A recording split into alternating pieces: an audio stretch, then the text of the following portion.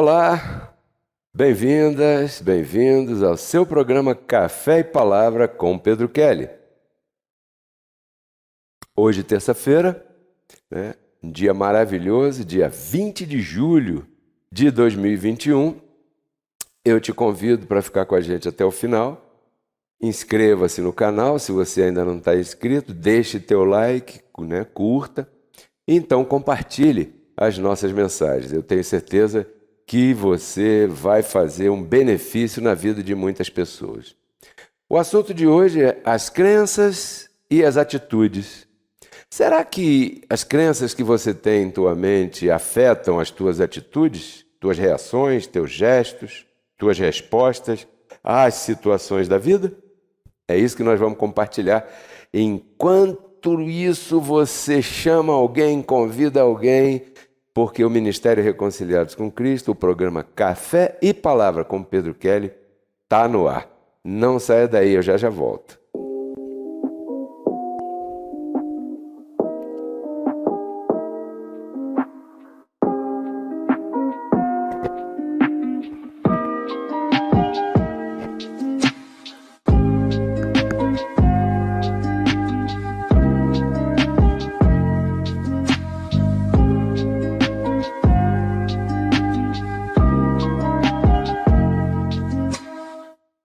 O programa Café e Palavra está no ar toda terça-feira, às 17 horas, e eu gostaria que você anotasse isso na tua agenda e também compartilhasse os nossos links. Eu quero começar esse programa de hoje agradecendo a todos vocês que colaboram comigo para que essa palavra continue correndo. Já somos muitas pessoas os que fazemos parte do grande grupo de colaboradores aqui no Ministério Reconciliados com Cristo, e você faz parte desse grande movimento, Porque nesse momento estamos transmitindo para o mundo inteiro através da internet. As crenças e as atitudes. Quais são as crenças que você tem em tua mente instaladas? Certamente, você já viveu muita coisa ou já viveu um pouco, e esse um pouco que você viveu formaram na tua mente uma porção de crenças, de formas de vida, de lembranças, de coisas que você teve sucesso também. Então eu quero te contar um pouquinho a história de um famoso músico. Era um senhor já de mais de 90 anos e esse homem viveu durante muito tempo a sua música. A sua música sempre foi o ar que ele respirou, o seu motivo de viver. Quando ele estava em contato com a música, esse homem parecia outra pessoa. Ele tocava vários instrumentos e se especializou profundamente em vários deles. E em sua casa ele possuía vários instrumentos. E agora ele já era um senhor de idade, já com mais de 90 anos, uma pessoa que tinha muita dificuldade fisicamente falando. Para você ter uma ideia, ele já não se levantava sozinho, ele precisava de ajuda para se levantar da cama, para se colocar sentado na cama.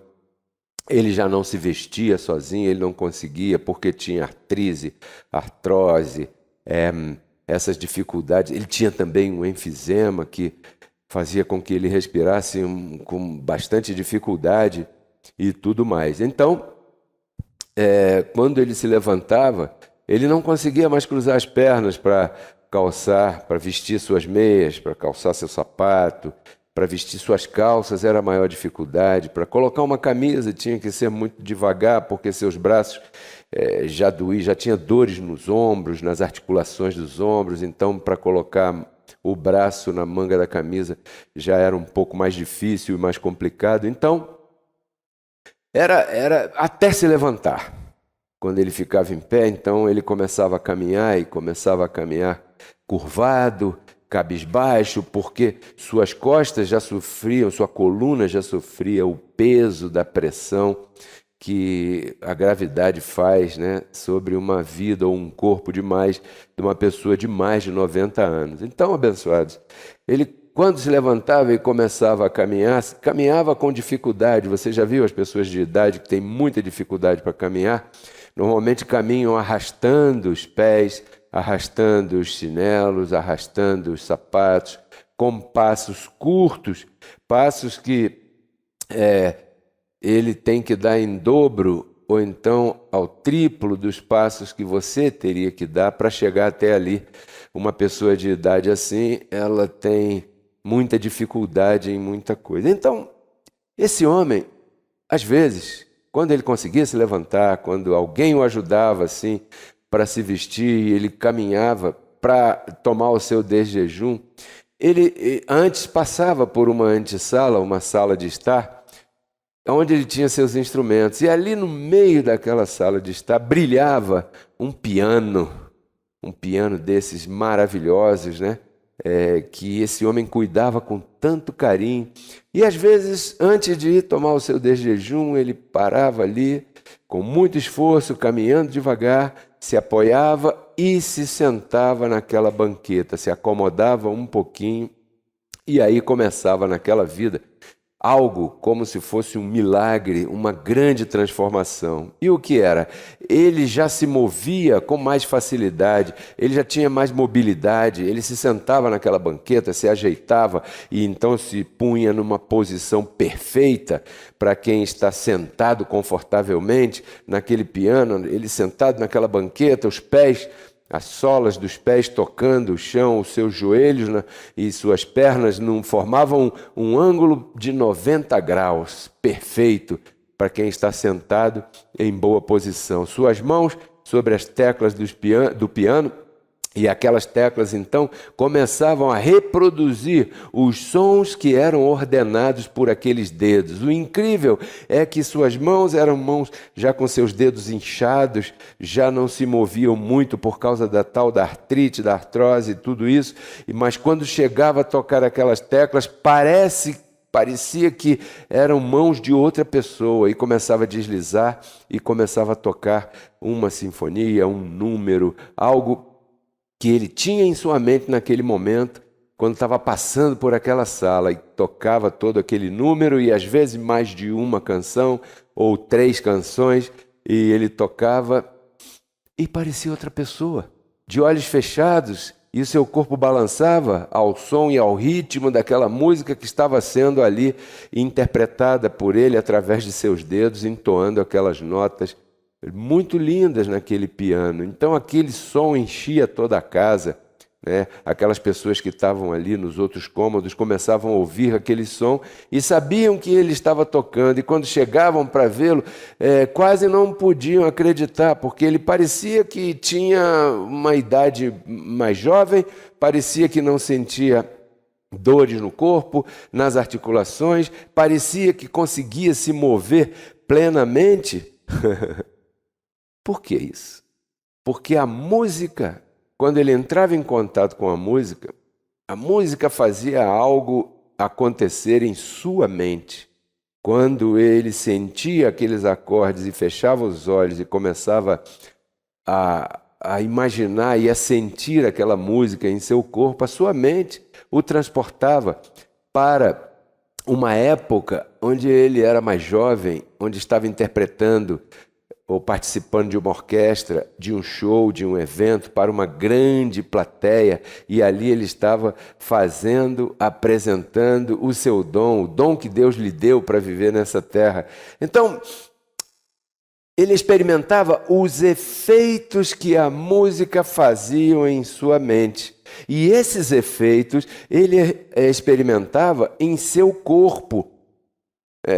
A música produzia isso em sua mente e refletia no seu corpo, porque naquele momento ele acreditava, ele crença, né, que ele estava num outro lugar. E imediatamente, quando a sua mente formava esse ambiente, o seu corpo reagia apoiando aquilo que estava em sua mente e correspondia. Bom, o fato é que ele terminava de tocar o seu número, a sua canção, e quando ele se levantava daquela banqueta, ele já não era mais aquela pessoa física que havia se sentado ali. Ele já se levantava com maior destreza, ele já ia caminhando para onde estava servido o seu desjejum, o seu café da manhã, tomava o seu café da manhã, conversando alegremente com aqueles que estavam ali, e logo depois ele ia fazer a sua caminhada na praia. E assim ele vivia o seu dia. É claro que com o passar do tempo, né, a sua mente iria sofrer os danos daquelas coisas que o seu corpo sofria e, novamente, ele iria ter dificuldades em deitar, em levantar, em se vestir, em caminhar e tudo mais. O que eu quero te dizer até aqui no nosso programa de hoje é que a mente tem poder de fazer com que teu corpo reaja. Você já ouviu falar de placebo? Né? Fizeram um dia uma experiência, e assim é a experiência dos laboratórios farmacêuticos para, por exemplo, aprovar ou não um medicamento, experimentar um medicamento, os efeitos do medicamento nos seres humanos. Mas eu quero falar de um experimento que foi feito com um determinado grupo de pessoas e disseram para essas pessoas uma mentira, porque o placebo é uma mentira, mas é uma mentira, entre aspas, controlada. Então disseram para esse grupo de pessoas que a indústria havia desenvolvido um determinado tipo de medicamento, de comprimido, que produziria na vida das pessoas um determinado efeito. Então chamaram aquelas 100 pessoas e deram para elas aquele comprimido. Aquele comprimido não tinha nada, ele era inócuo, ele era incapaz de produzir reações. Isso é um comprimido que é inócuo. Okay? Ele não produziria reações de jeito nenhum em ninguém. Porém, os profissionais apresentaram os slides daqueles comprimidos, muito bem empacotados e tal, muito bem apresentados. E quando apresentaram para aquelas pessoas, disseram que aquele comprimido iria surtir, depois que tomassem, né, que as pessoas tomassem, e eram voluntários, né, dessas pessoas, então aquele comprimido iria surtir um determinado efeito, ia fazer isso, aquilo. E as pessoas então experimentaram e tomaram aquele comprimido. Muito bem. E depois vieram com as respostas. Eu senti isso, puxa, me serviu para aquilo, foi assim, foi assado e tal e tal. E, na verdade, isso era só um experimento para ver o poder que tem a mente da pessoa quando ela crença, quando ela crê em algo. Quando ela crê em algo, a sua atitude vai em linha com aquilo que ela crê. Agora eu vou brincar com você, abre aspas, isso é como se alguém te dissesse assim: olha, acabaram de inventar um comprimido que é capaz de saciar a sede. E agora você só pega aquele comprimidinho, toma o comprimido e a tua sede vai embora. Aí a pessoa diz assim: caramba, eu quero experimentar isso, deve ser uma maravilha, essa modernidade toda, eu quero experimentar esse comprimido. Aí a pessoa diz: está aqui o comprimido, toma esse comprimido, né, e beba um copo grande, um copo duplo de água, para poder, né, o comprimido descer pela garganta, para ajudar o comprimido a descer. E imediatamente você vai ficar sem sede. Fecha aspas. Mal comparando. Então, é claro que essas são histórias contemporâneas, tanto a do maestro, que tinha artrite, artrose e tudo mais, e a experiência do placebo, e alguém pode dizer: puxa, evoluiu muito o conhecimento sobre a mente. E eu queria te mostrar algo que já vem desde antigamente, muito antigamente, mas eu vou me fixar nos tempos de Jesus de Nazaré. Em Marcos capítulo 5, a partir do verso 21, conta uma história bacana que eu vou resumir para você aqui. Jesus tinha atravessado um lago, né, o lago da Galileia, que era chamado Mar, porque era muito grande, então era chamado Mar da Galileia, mas na verdade é um lago. Ele atravessou para lá, você lembra dessa história? Quando chegou lá tinha um endemoniado, não sei o quê, ele expulsou o demônio e tal. O fato é que ele voltou para cá, para essa margem. E quando ele voltou, estava sendo esperado por uma multidão, uma grande multidão, muita gente. Imagina que a notícia corria naquela época. Não tinha Facebook, não tinha WhatsApp, não tinha Instagram, não tinha TikTok. Mas eu não sei como, a notícia corria. Olha, tem uma pessoa aí que está curando cego, o aleijado andou, e olha, e ele fala umas coisas interessantes que faz a gente pensar. e tudo mais. Então, o interesse sobre a vida e o caminhar de Jesus de Nazaré crescia naquela época. De fato, quando ele chegou aqui, nessa margem, essa grande multidão foi recebê-lo ali na praia e tudo mais. Dentre a multidão, havia um homem chamado Jairo. Esse homem era um dos homens, a história conta que era um dos homens que tinha importância, era um homem principal na congregação dos judeus, a chamada sinagoga, né? Então esse homem se aproximou, deve ter usado seus contatos, se aproximou de Jesus de Nazaré e disse: olha, eu tenho uma filha, o nome dessa minha filha é Talita, e ela está nesse momento agonizando, está a ponto de morrer. E eu ouvi dizer que você faz milagres, que você ressuscitou um amigo seu chamado Lázaro, e eu queria ver o que você podia fazer pela minha filha. E eu estou desesperado. E diz que esse homem chorava aos prantos e tudo mais. Então Jesus resolveu ir atender o apelo do Jairo. E caminhando para a casa do Jairo, diz que no caminho a multidão só aumentava, só aumentava. E diz que uma mulher que tinha uma enfermidade de sangramento constante, essa mulher colocou na cabeça, ela cria piamente, né, que se ela tocasse, mesmo que fosse na roupa, na calça jeans de Jesus, no paletó de Jesus de Nazaré, ela seria curada dessa enfermidade. Ela acreditava nisso. Ela tinha isso na sua mente de forma firme. E ela não tinha os contatos do Jairo, então foi um pouco mais difícil ela se aproximar de Jesus de Nazaré. Então diz que a história conta que ela deve ter disputado a cotoveladas, né? O lugar, o espaço dela, rompendo, abrindo caminho naquela multidão, até chegar ao ponto de fazer o que ela colocou na cabeça. Ela acreditava que, olha, isso vai dar certo, eu vou ficar curada se eu tocar na roupa de Jesus. E foi lá e tocou. Diz que nesse momento Jesus parou. E parou e falou assim: peraí, alguém me tocou. Os que estavam perto dele estranharam, porque se ele estava naquele vucu-vucu todo, é claro que alguém tinha tocado nele. Por quê? Porque todo mundo queria chegar perto, queria falar, os microfones ali para Jesus falar, aquela coisa toda, ele estava imprensado naquele... É claro que alguém certamente havia tocado, mas ele sentiu que alguém o tocou de forma diferente. Ele, como parou, a mulher ficou com medo, falou: caramba, fiz besteira, o homem parou e fui eu que toquei nele e ele está falando é de mim. Então ela foi encontrada ali naquela multidão e Jesus se aproximou dela e começou a entabular uma conversa com ela, a ponto da mulher contar para ele do início ao fim: olha, é o seguinte, eu tinha uma enfermidade. Digo tinha porque no momento que eu toquei na sua roupa, alguma coisa aconteceu no meu corpo e eu senti, e imediatamente passou e agora eu estou curado. Então eu queria lhe contar, fui eu que toquei no Senhor, que isso, que aquilo e tal, e tal. Isso está em Marcos capítulo 5, a partir do verso 21. No verso 34, Jesus falou para ela assim: a tua fé, a tua crença te curou. Crenças e atitudes.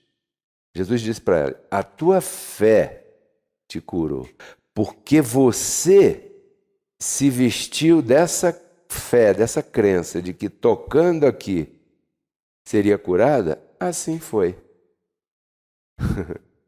Então, isso é uma história bíblica. Bom, o fato é que a mulher se despediu de Jesus muito agradecida e foi embora. E Jesus continuou, porque o Jairo estava esperando. A filha dele estava morrendo. E tal. Então, quando chegou lá, Jesus encontrou um quadro de entristecimento. Qual era o quadro? Bom, agora Talita já não estava mais agonizando, tinha morrido. Ela tinha morrido. Já estava morta.